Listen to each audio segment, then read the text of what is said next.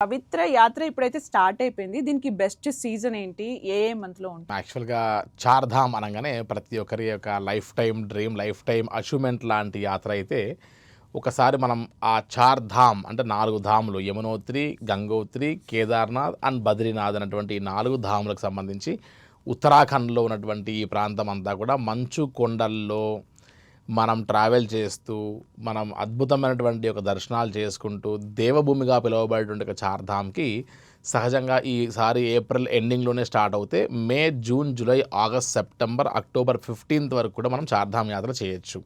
So, యాక్చువల్‌గా July, August లైట్‌గా వర్షాలు పడతాయంటారు కానీ, ఇప్పుడు చూడండి, ఇప్పుడు 'చార్‌ధామ్' యాత్ర ఫస్ట్ బ్యాచ్ వెళ్తే, ఆ 'చార్‌ధామ్' యాత్ర ఫస్ట్ బ్యాచ్‌లోనే ఈసారి వర్షాలన్నీ కూడా పడిపోవడం లాంటి వాతావరణం జరుగుతూ వచ్చింది కాబట్టి, గ్లోబల్ వార్మింగ్ కాస్త ముందుగానే మొదలైంది కాబట్టి, మనం గమనిస్తే ఈసారి ముందుగానే వర్షాలు స్టార్ట్ అయ్యాయి కాబట్టి, ఈసారి జూలై, ఆగస్టు వర్షాలు లేకుండా ఉండొచ్చు.